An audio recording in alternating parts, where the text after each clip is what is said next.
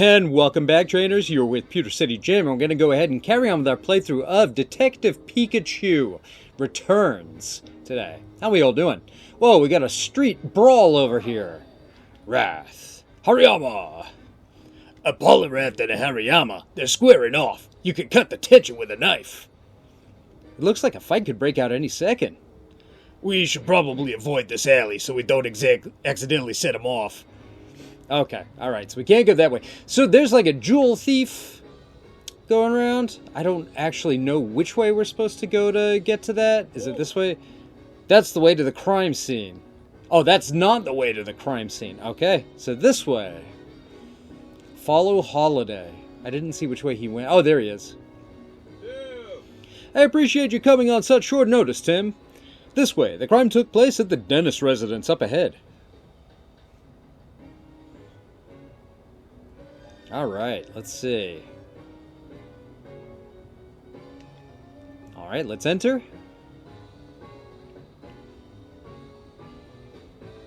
Catchy music. I'm enjoying that. Let's see, that's back towards Fountain Plaza, so... Oh, wow. Here we go. That guy's hair is super yellow. Great detective. Yes. Yes, it is. Thank you. You creepy looking guy. Brad McMaster. And Manectric. He's dedicated to law and order. It's been a while, Brad.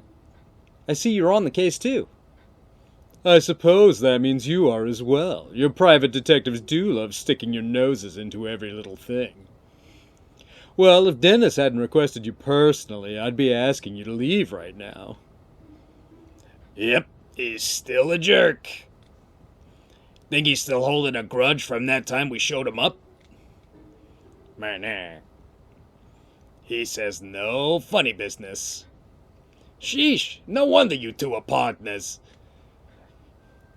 That's enough, Brad. We're going to be conducting this investigation together. This is the scene of the crime, right? Yes, this mansion belongs to Sanjeev Dennis, a jeweler. Okay.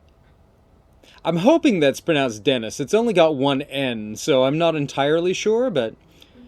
Mr. Dennis is one of the wealthiest men in Rhyme City. Under normal circumstances, a civilian like yourself would never have the opportunity to meet him. Make sure you don't do anything to offend him. Oh, and don't get in the way of our investigation either. He's just gotta get a dig in somewhere, doesn't he? Okay, Tim, come inside. What a colorful cast of characters we have going on here.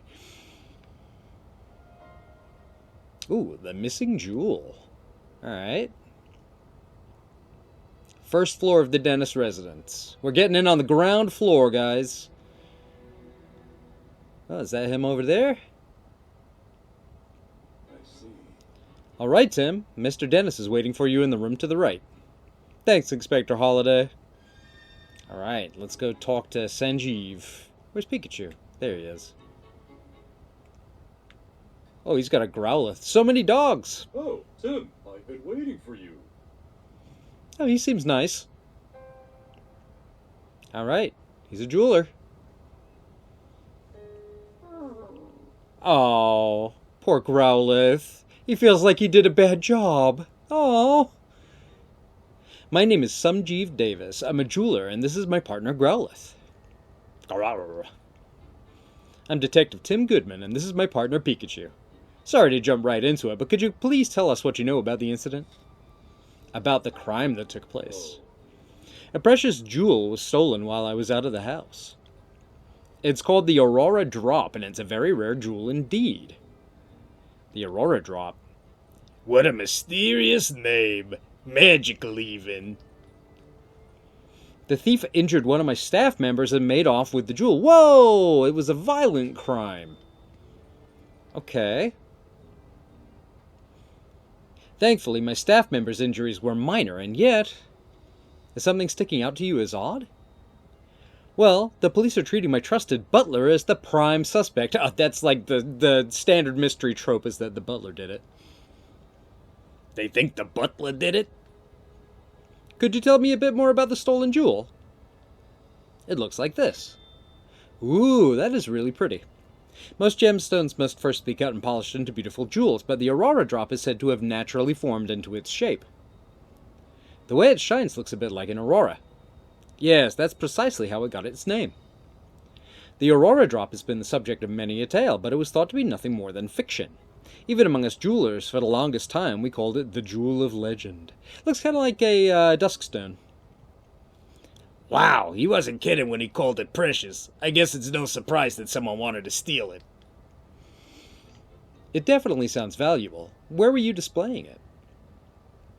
I kept it securely locked within a special reinforced case inside my jewel storage room. The locks on both the storage door and the reinforced case. And yet, despite all that security, it still got stolen. Let's see, about your trusted butler. You mentioned that the police already have a suspect. Yeah, I believe that the thief is my own trusted butler, Barnes. Butler Barnes. Why do they think that? Because Barnes and I are the only people who can access the key to the storage room. What's keeping someone else from getting to it? The key is always kept around Growlithe's neck. If anyone but Barnes and myself attempted to take it from her, Growlithe would start barking. My Growlithe is a very loyal Pokemon. She would never allow that key to be taken by a stranger. I don't see a key around Growlithe's neck right now. The police think Barnes took it. That would certainly make sense, assuming Barnes really is the culprit. Mr. Dennis, if possible, I'd like to talk to Barnes. He's currently being questioned by the police. But you don't believe that Barnes is the thief, is that correct? I've known Barnes since we were young. He's worked in this home for years and has always served us well. I'm certain that he'd never steal from me. And I couldn't possibly imagine him hurting anyone. So you're saying Barnes didn't do it and the real culprit is still at large? That's right. Someone must have stolen the jewel. Please help me prove that Barnes is innocent. Ah, so that's why he called us here, to clear his butler's name. We'll talk to Barnes later. Well, we've already done these. So finding the Aurora Drop and clearing Barnes of suspicion. Those are the two things you called on us here to do. Could you please? You're the only ones I can count on.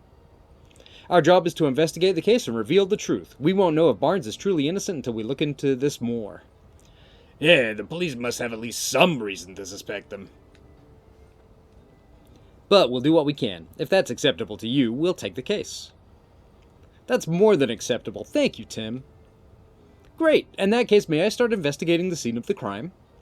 Of course. The jewel storage room is just upstairs. I know you won't let me down. Wait a second, Tim. There's something I want to try, starting with this case. Something you want to try? Yeah, a case notebook. The writers for Detective Journal swear by it. Detective Journal? That's the magazine you're always reading, right? Yeah, that's the one. They researched the most efficient way for detectives to organize their case notes. The solution they came up with was a case notebook. Sounds intriguing. How does it work?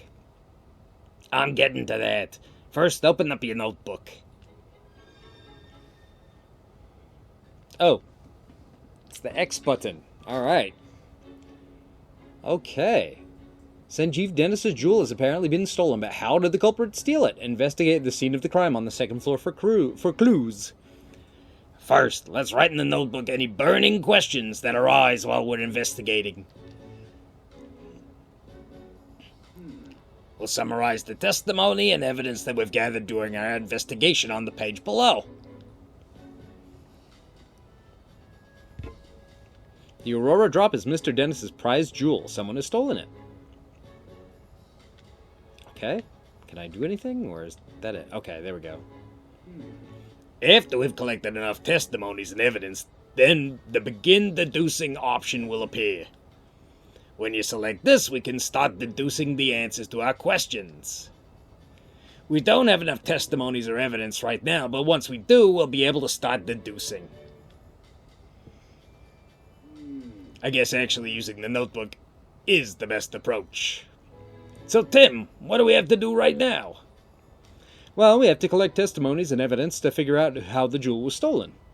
To do that, we first have to investigate the scene of the crime. That's right. Let's go check out the jewel storage room.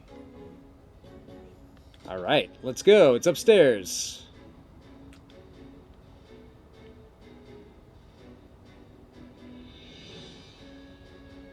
Okay. Why, hello, officer. Why are you so short? The room is currently being searched by the police. Well, Whoa! We may be investigating a crime, but we should still respect the residents' privacy. We shouldn't go barging into rooms that have nothing to do with the case, Tim. true. We need to focus on the jewel storage room. Well, how was I going to know that it wasn't the jewel storage room? It's not like anything is signed. Okay. This is the jewel storage room, the scene of the crime. Why, thank you. The jewel storage room has been left exactly as it was at the time of the incident. Inspector Holliday's already filled me in. Please go right ahead. Yes. Thank you. Huh. Well, I see a lot of fluff. I'm suspecting either Mareep or Cottony or Whimsicott. And there's the keyhole. But then again, could have been a Klefki. What is it, Pikachu? I checked out the door, but there's no signs of forced entry. Then we can be fairly certain that the thief used a key to get in. According to Dennis, this room's where the Aurora Drop used to be. Let's take a closer look. Alright, so... a green jewel. That fresh green color reminds me of the forest. Just looking at it is calming. It's probably a leaf stone. What a beautiful jewel! It's so clear and sparkly. Absolutely brilliant. Okay. This one's a blue jewel. It's a deep blue, like the ocean. It has kind of a magical feeling to it. Can we get any closer to see these things? Sort of. Yeah, these are elemental stones, clearly. It's a red jewel. What a vibrant red, like boiling hot lava. It's almost too bright to look at. Okay. Well, how can I investigate the fluff? This area looks more disturbed than the rest. Let's start investigating. We might find a clue. All right, don't let any details slip past you, Tim. Let me see. Let's see. Where should we look first? Well, I want to look at this fluff.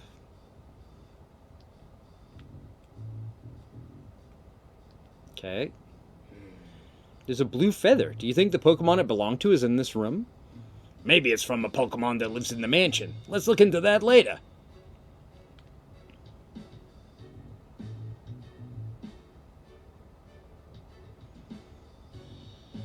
Well, okay. Is there nothing else? Okay. Well, we can examine this, I guess. The base of the jewel case is firmly fixed to the floor. Yeah, moving the base doesn't even look possible.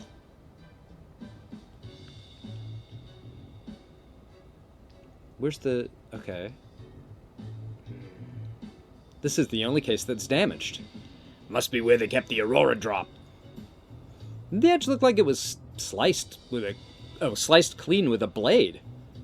What kind of blade could slice this cleanly through such a sturdy jewel case? There's the keyhole. The jewel case is still locked. Okay, so we added that to the thing. Like Dennis said, the jewel in this case was stored on the lock and key. And the key to the case is a different key than the one to the jewel storage room door. I wonder who has the key then. Well, clearly not the burglar, because they just cut the whole thing open. This looks like part of the jewel case. Based on the shape, do you think the top half of the case was cut off? Yeah, I guess so. Yeah, it looks that way. It's a really clean cut.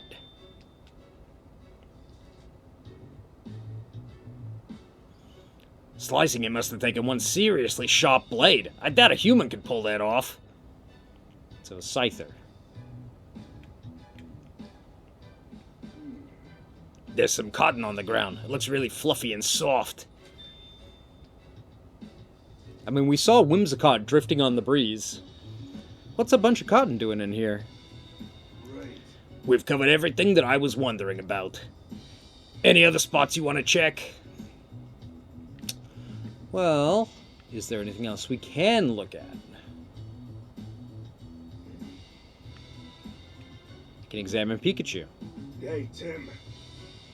Quit looking at my tail and start investigating anything that looks suspicious. Okay. That was just a weird little bit of animation. I guess that's all of it. All right. So we found all the clues that we needed to. Okay, let's start deducing. All right. So we can... Have you gotten used to using your case notebook? If you don't know how to solve a puzzle, feel free to discuss it with me.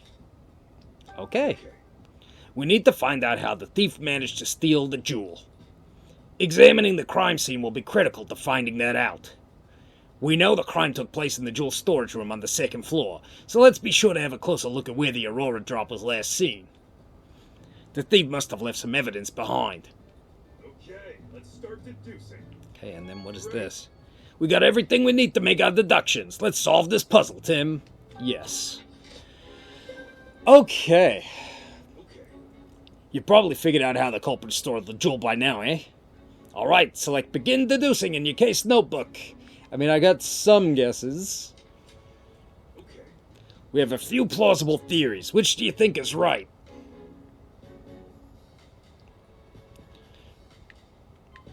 The culprit unlocked the case and stole the jewel. No, the culprit cut open the case and stole the jewel.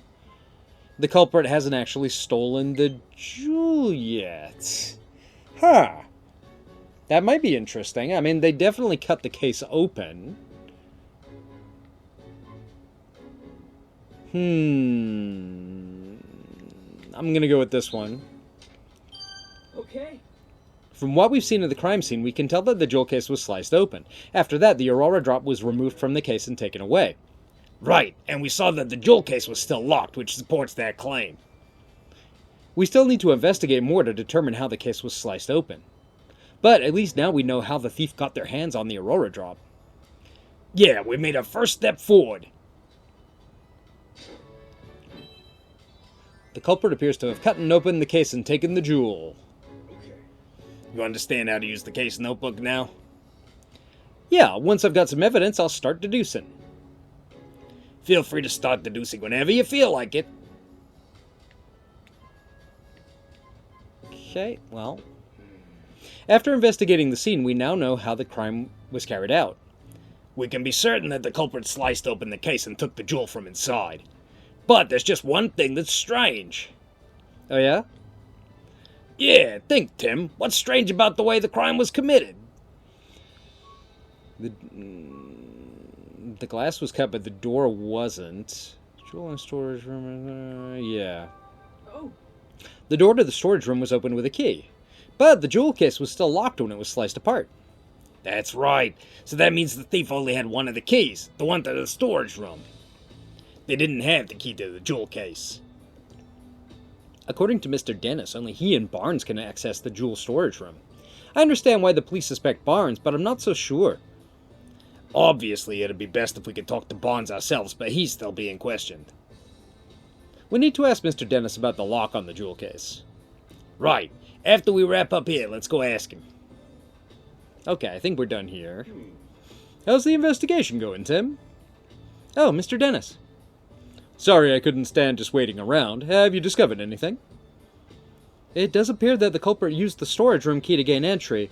We believe that they then cut open the jewel case and took the Aurora drop. Is that so? I suppose that doesn't help Barnes much, since he has access to the key.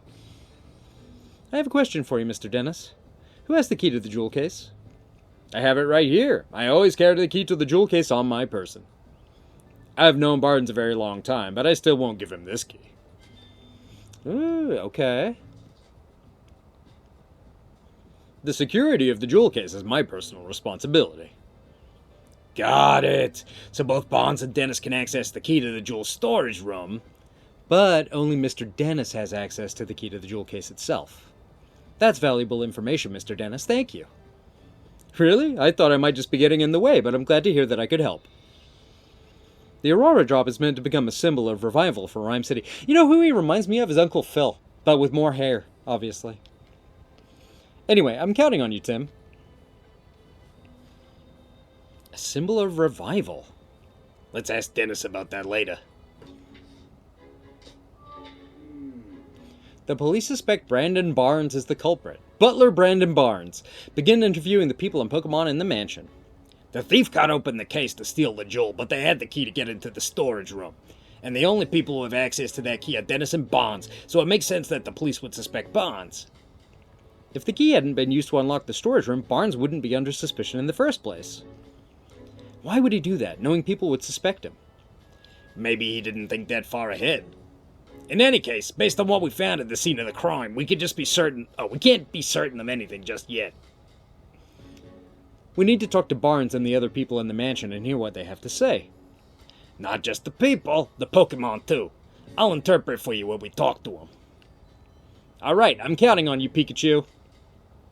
Okay, now that we got our next steps figured out, let's start interviewing everyone right away.